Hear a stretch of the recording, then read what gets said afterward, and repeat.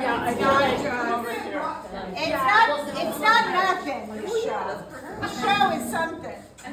So, like, first of all, like, how happy are we? How great is Shelley and Carrie? Who did the Pilates this afternoon? That was like the fact that I'm standing is still a miracle. There were some women doing Pilates in the lounge chairs. All right, so some of you know me. My name is Lynne Goldberg. And I just want to say that during COVID, like many New Yorkers, I rented in the Hamptons. I know you're Canadians, but the Hamptons is sort of like ritzy. So I rented with my most recent husband, Mark. He's the love of my life. But honestly, if I had a podcast, it would be called Poor Mark. Don't worry, he's in a support group with the rest of my ex-husbands. I'm not easy. Well, actually I am.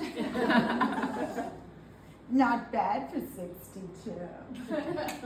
That's because I discovered the ultimate workout exclusive to the Hamptons. Golf. 65 minutes of cardio ballet with weights in a 95-degree studio.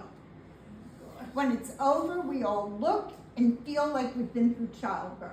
It's not for everyone. It mainly attracts type A women in recovery.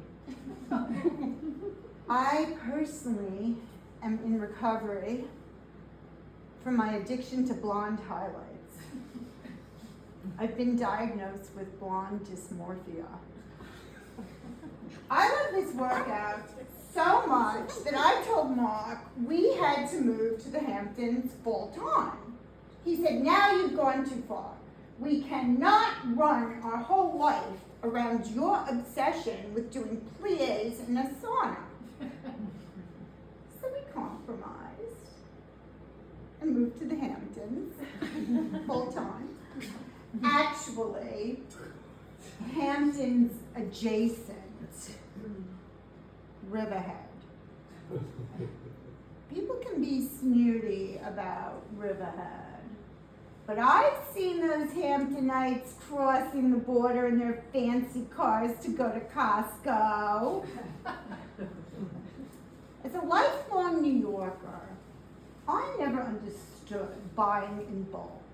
All my available storage space, including my oven, as those of you may know, because I was not part of the cooking thing tonight,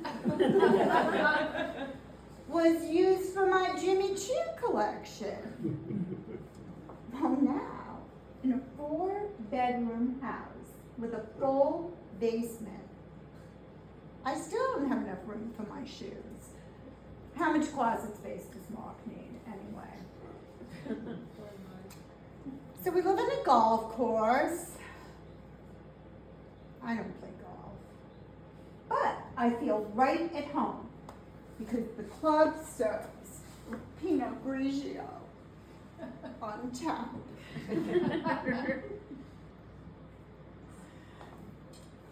I recently retired and I had to explain to Mark that just because I wasn't working anymore did not mean that I would all of a sudden have time to be useful. Now that's the best joke, because who do we think does everything in our relationship? Poor Mark. So I've never been responsible for a living thing. Not a plant, not a pet, certainly not a child. Those who know me, Pamela, consider it a public service. It's my gift to humanity. So now, my full-time vocation is raising my inner child. I wanted to call her Lynne, but everyone thought that was a panda bear. So I call her Princess. Look, like all children, Princess is in constant need of new shoes. And let me tell you, if she does not get her afternoon nap, she gets very cranky. I can barely keep up with Princess. Last month, she quit fencing after having to hold a sword in her right hand for 3 hours and pulling her shoulder out. Now she wants horseback riding lessons. I said, tomorrow, we've got to get Princess a riding hat. He said, can't she just use the fencing helmet? Seriously? No. Okay, where am I in my routine? Oh, I maybe shouldn't have had the wand. The fencing helmet. The inner child. Oh, I know. I'm a helicopter mom. I spend my whole life chauffeuring Princess, from acupuncture to her highlight appointments to yoga.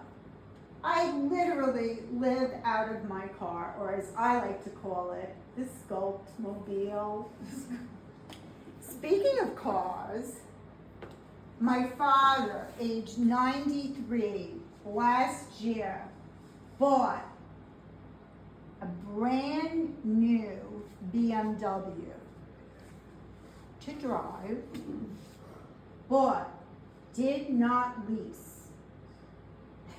That's what I call positive thinking. Sadly, a few months later, Daddy died. Not in a car accident, but still clutching the BMW keys in one hand and the owner's manual in the other.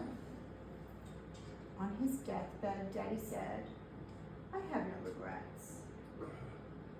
Well, I said I had a few, listing off the names of the last 9 girlfriends. So I've been a little emotional lately. And while planning my dad's memorial, I realized Daddy wasn't actually going to be at the party, let alone paying for it. So I canceled it.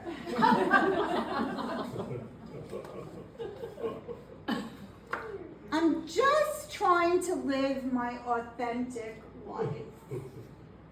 Meditation, journaling, crystals. The joke is, there's very little that's authentic about me. Eyelash extensions, the highlights, the Botox, the fake hair, the boob reconstruction.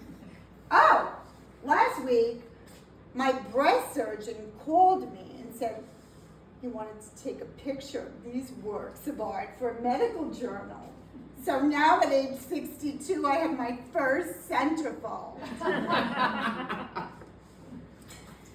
Also, at 61, I got my first tattoo.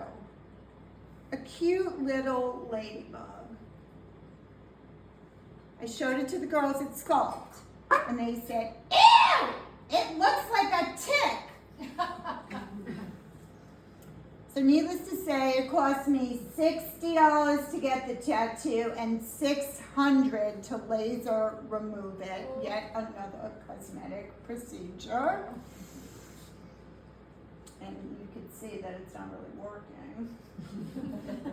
So I spend my life going to doctors, and before I came to France, I went to my gynecologist, and she said, Lynne, you need, no, Will, this may be embarrassing for you, a moisturizer.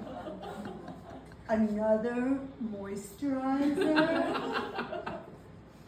Now, I'm not not going to buy this at the pharmacy where I know everyone. It's one thing to get my antipsychotics there, but it's another to buy lubricant for my love trap. So I order it on Amazon. Within 5 minutes, my social media is bursting with ads for lubricant for my parched pussy. So in addition to paying no taxes, Jeff Bezos has no boundaries. All I could say is, Daddy did not die in vain.